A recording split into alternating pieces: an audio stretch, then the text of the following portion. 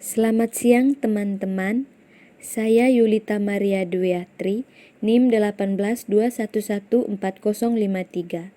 Saya sebagai perwakilan dari kelompok 4 akan mempresentasikan tentang contoh kasus siklus produksi.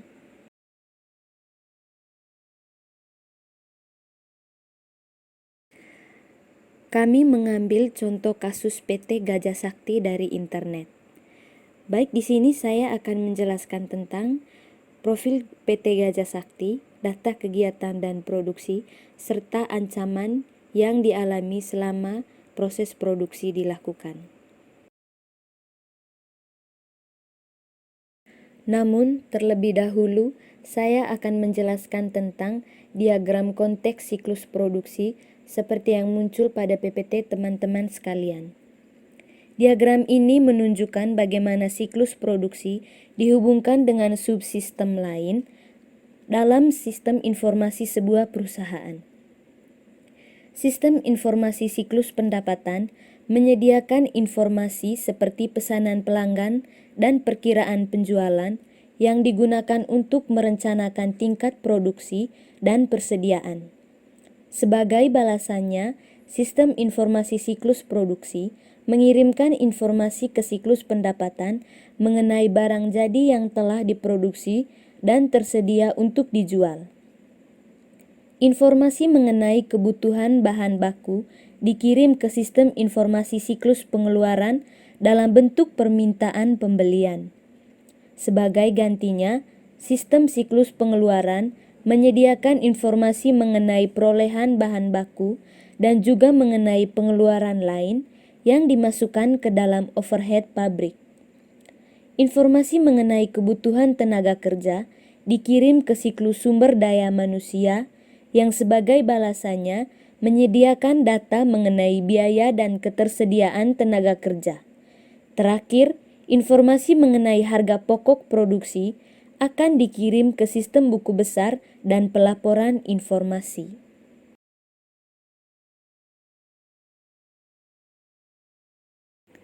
Kemudian yang berikut adalah diagram arus data tingkat 0 dari siklus produksi terhubung dengan menyertakan ancaman. Diagram ini menggambarkan 4 aktivitas dasar dalam siklus produksi, yaitu desain produk, perencanaan dan penjadwalan, operasi produksi, dan akuntansi biaya. PT Gajah Sakti adalah perusahaan yang bergerak dalam bidang percetakan dengan menggunakan metode harga pokok pesanan. Proses produksi ini dimulai pada bulan September 2004 ketika perusahaan mendapat pesanan untuk mencetak kartu undangan sebanyak 2.400 lembar dari PT Restu dengan harga yang dibebankan adalah Rp2.000 per lembar.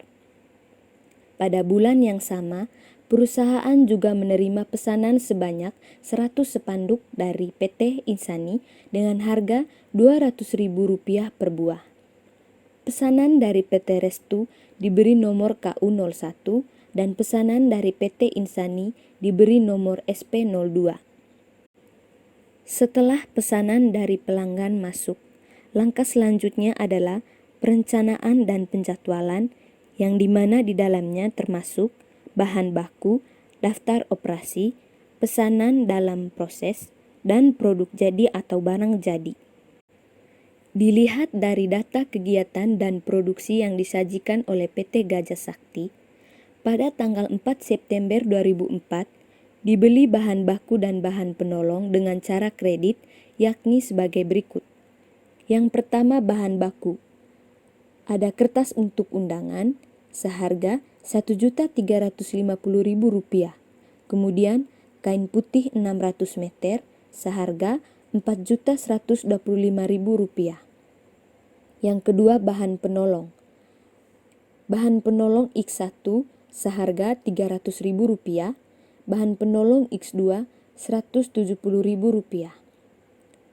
Dalam pemakaian bahan baku dan bahan penolong untuk memproses pesanan KU01 dan SP02 diperoleh informasi sebagai berikut. Bahan baku kertas dan bahan penolong X2 digunakan untuk memproses pesanan nomor KU01. sedangkan bahan baku kain dan bahan penolong X1 dipakai untuk memproses pesanan nomor SP02. Kemudian yang berikut untuk tenaga kerja. Untuk penentuan biaya tenaga kerja yang dikeluarkan oleh Departemen Produksi menggunakan dasar jam tenaga kerja langsung dengan perhitungan sebagai berikut. Upah langsung untuk pesanan KU01 180 jam per jam Rp5.000 dan upah langsung untuk pesanan SP02 menghabiskan sebanyak 1.000 jam per jam Rp5.000. Sedangkan untuk upah tidak langsung adalah Rp2,9 juta. Untuk gaji karyawan bagian pemasaran dikeluarkan sebesar Rp7.500.000 dan gaji karyawan administrasi dan umum sebesar Rp4 juta. Setelah perencanaan dan penjadwalan, langkah selanjutnya adalah operasi produksi. Di dalam operasi produksi ini ada pencatatan biaya overhead pabrik. Perusahaan dalam hal ini menggunakan tarif BOP sebesar 160% dari biaya tenaga kerja langsung, baik pesanan KU01 maupun pesanan SP02. Biaya overhead pabrik sesungguhnya terjadi dalam kaitannya dengan pesanan sebagai berikut. Yang pertama, biaya pemeliharaan gedung sebesar Rp500.000. Yang kedua, biaya depresiasi gedung pabrik sebesar Rp2 juta.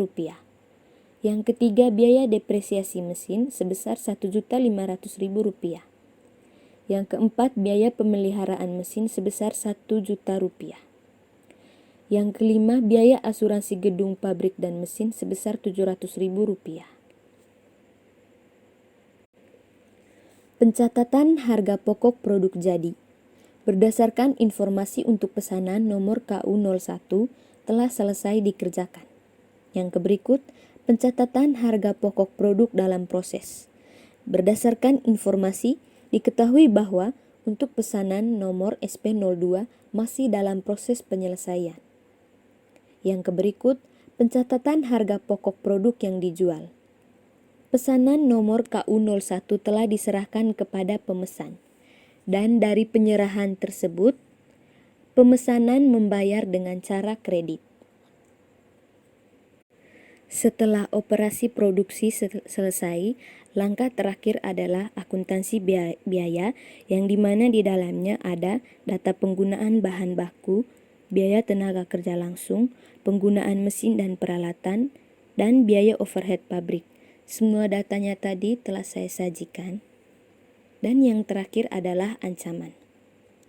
Ancaman yang kemungkinan timbul pada kasus di atas atau kasus PT Gajah Sakti tadi yaitu kemungkinan adanya kesalahan dalam melakukan pencatatan dan masukan data yang kemungkinan tidak akurat.